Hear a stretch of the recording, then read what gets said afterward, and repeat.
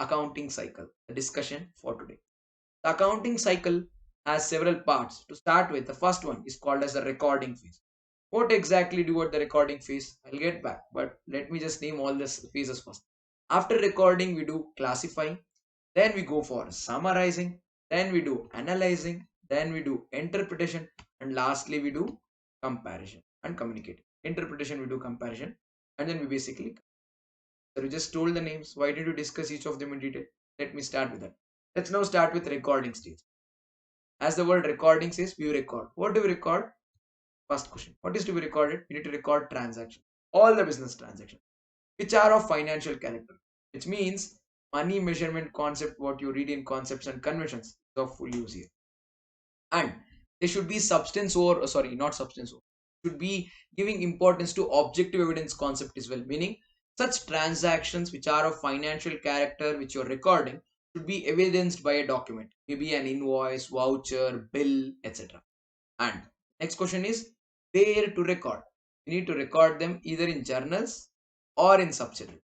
When you say journal, this journal as a word is derived from a French word jour, which means day. So day-to-day transactions are recorded in journal. So journals are used in the case of a small business. Small business. The scale of business operations grow big. We need something special. So we go for special journals. Special journals are also called as subsidiary books. In case of a big business, what do we do? Follow subsidiary books. They're also called as what? Special journal.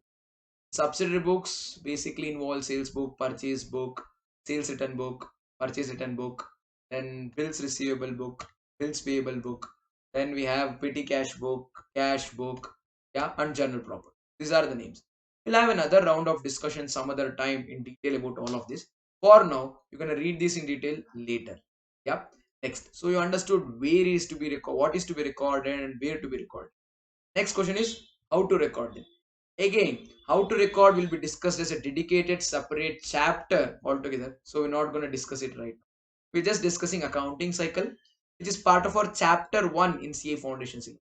We have a chapter 2 which deals in detail about accounting process. There we're going to understand how to pass a journal entry and how to record an item in the subsidiary book. Then last question that's there with us is when to record. How often do we record it? The answer is in where to record. If we spoke about the word where to record, we told journals. Journals is derived from the French word jour, which means day. And journals are called as day books. The answer is here. It should be recorded daily. On daily basis is how we record all the journals. And that, my friends, is recording. So in the accounting process, which involves recording, classifying, summarizing, analyzing, interpreting, and communicating, we have just now finished recording. Let's now start with classifying. What exactly do we do in classifying? And items will be classified into several categories. What is classifying? Grouping the transactions based on the nature of the transaction or the type of the account involved. Yes. Now the next question is where to classify. It is classified in the form of a book called as ledgers. And ledger is derived from the Dutch word legger, or it's also called as leggen, L-E-G-G-E-N.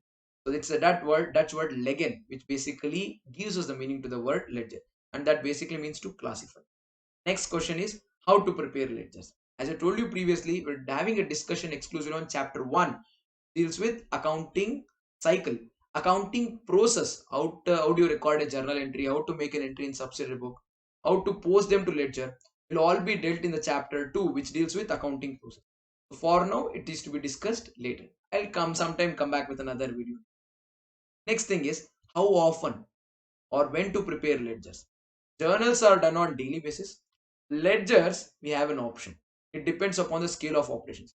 If the organization is too small, they might prefer to do ledgers once a year. Or if the scale of operations is little more, they might prefer to do ledgers quarterly. Or if the scale of operations is even more big, you might prepare ledgers on monthly basis. Or you say no sir, the transactions are too many. You can do it even weekly, or at the end you can do it daily as well. So it's at the discretion. So usually ledgers can be prepared monthly or quarterly. It depends upon the frequency. I can write weekly and daily as well. However, this is in the case of manual accounting, where you need to take up a pen, paper, and manually record ledgers. In the case of computerized accounting environment, it's going to happen instantly. Meaning, you pass a journal entry, within seconds, you would have gone to ledger. And within seconds, you would go to trial balance, balance sheet, will everything would be ready instantly. You don't have to do anything specifically to prepare ledgers in the computerized era. Only in the manual accounting era, you can decide the time frame at which you will post these journals to ledger. Get that? And this process of writing journal entries to ledgers is called as posting. It's called as posting. Posting. And here in ledgers, follow an order called as analytical order. However, all of this we'll discuss in chapter 2 accounting. Let's go ahead. So by now, we've done with recording and classifying, and I hope it's making sense to all of you. Let's now go to the next stage, that is summarizing. So in the summarizing stage, the transactions which are already recorded and classified will be summarized. What do you know is summarizing? That lady that you see there, no, she has a big list of things. That's all the transactions recorded in journal entry. Now she cut short it the entire thing to a small crisp paper. That, my friends, is summary. Long story converted into short story. It's a summary of all the transactions. Get that? What exactly is summarizing? It is basically presentation and preparation of financial statements. I repeat, it is presentation and preparation of financial statements. Why do we prepare? In order to evaluate financial performance and financial.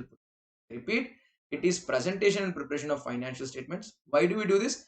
In order to evaluate financial performance and position. If you remember, financial performance and position evaluation are our objectives of preparation of accounts. Objectives of accounting, what we discussed earlier, I told so clearly that objectives of accounting is to evaluate financial performance and to evaluate financial position. Those objectives are fulfilled by summarizing. Next is where to evaluate.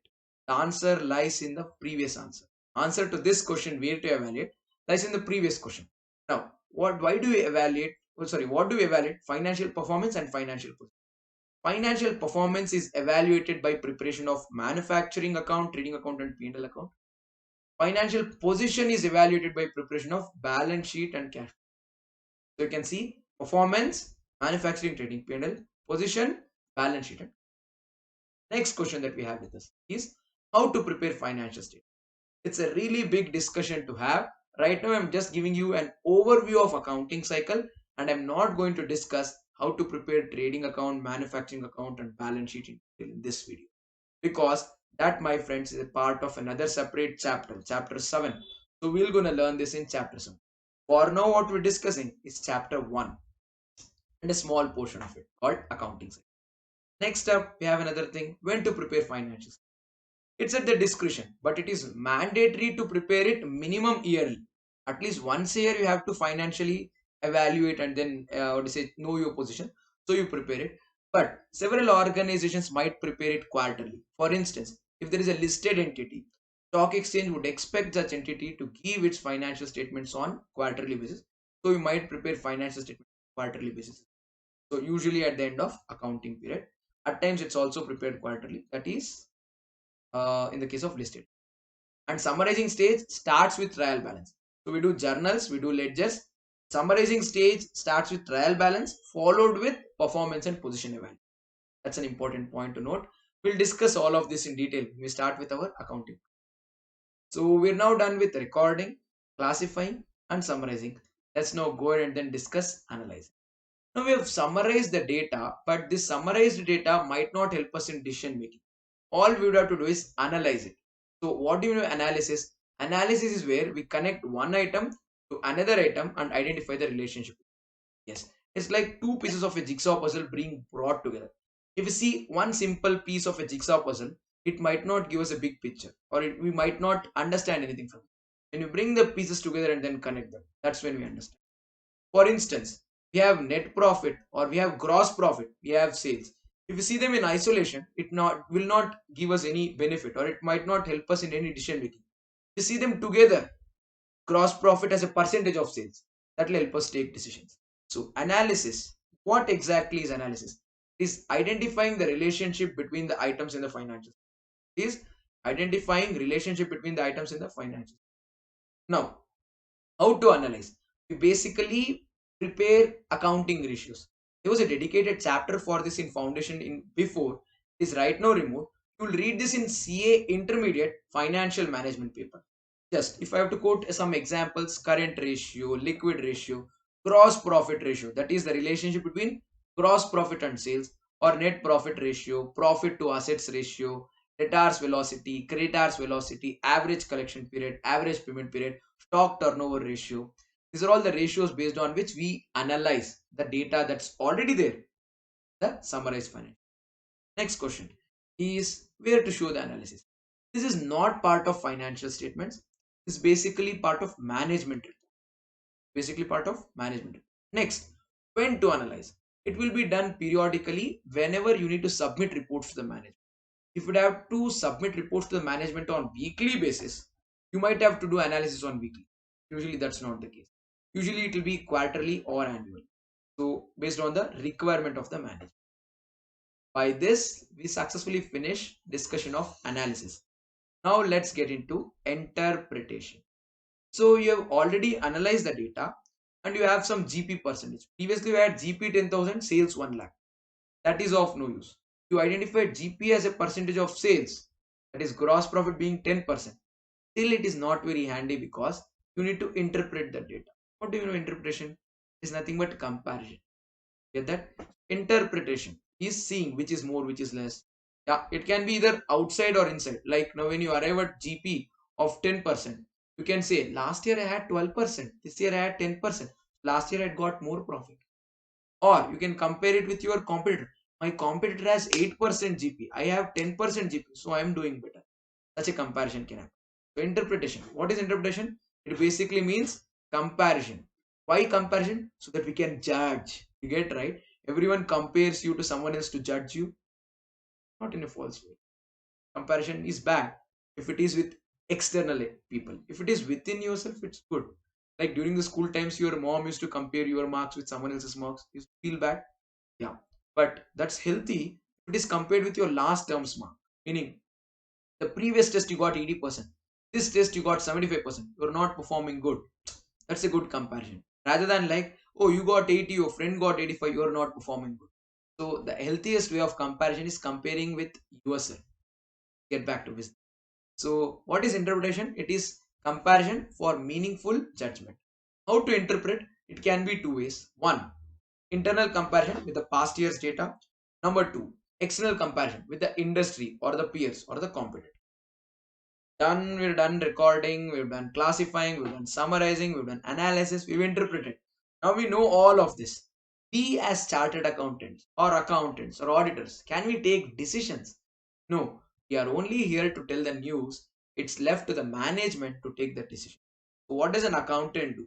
Once he records, classifies, summarizes, analyzes, and interprets the data, he should communicate it to the users and they take the decision. What do you mean by communication? Communication basically is taking a order and then say, oh, this happened, this happened, this happened. You just let them know the information. What is communication? Is distribution of accounting reports to the end users. Such accounting reports includes management reports as well as financial statements, performance and position, manufacturing account, trading account, P&L account, balance sheet, cash flow statement, analysis reports, management report. We discuss no ratios. All that together is communication. What are accounting reports? Basically involves financial statements and ratio reports. Now, who are end users? End users can be categorized into two categories, internal and external. Internal are who are there within the organization. External are those who are outside the organization. Let me tell, internal users. Who are internal users? Proprietors in the case of proprietor business, partners in the case of partnership firm, board of directors and shareholders in the case of a company, and employees in all the forms of business. These are internal users. Who are external users? External users can be banks, financial institutions, suppliers, or the person to whom we supply, consumers, government for the purpose of computing GDP, per capita income, and the development within the country and to announce projects, and tax authorities benefit. And public in large because he should keep them interested in us so that they can come back and then invest money. This, my friends, is communication. But why do we do this? Because this, my friends, is the ultimate objective which helps in decision making. We would have discussed this in the very first discussion. What are the objectives of accounting? Therein, I told you so clearly. The objectives of accounting is systematic record of transactions, evaluate performance, evaluate position, and the ultimate objective of accounting is, so this is communicating, and by this we finish our accounting cycle. I hope it was fun and it was informative, and I hope you people definitely learned something in this entire discussion. I would definitely be coming up with a lot of such kind of discussions in the coming times. I hope to see you all then as well. Yes, till then, tata, take care, bye.